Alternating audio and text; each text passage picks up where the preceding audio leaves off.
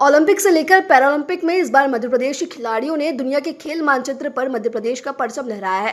Paralympic में मध्य प्रदेश के 3 खिलाड़ियों ने पदक जीतकर राज्य का गौरव बढ़ाया। मुख्यमंत्री डॉक्टर मोहन यादव ने आज इन तीनों पदक विजेता खिलाड़ियों को सम्मानित किया और उन्हें 1-1 करोड़ रुपए की सम्मान निधि और सरकारी नौकरी देने की घोषणा की। मुख्यमंत्री डॉक्टर मोहन यादव ने आज भोपाल स्थित प्रदेश भाजपा कार्यालय पर सेवा पखवाड़ा के अंतर्गत आयोजित कार्यक्रम में वैश्विक पटल पर देश और मध्य प्रदेश का गौरव बढ़ाने वाले पैरालंपिक खिलाड़ियों को सम्मानित किया। उन्होंने खिलाड़ियों से कहा कि आप सभी अपने अटूट अनुशासन, कठिन परिश्रम और उत्कृष्ट प्रदर्शन से सफलता के नित नए शिखर को स्पर्श करें। मां भारती को पदकों से गौरव भूषित करते रहें, यही शुभकामना है।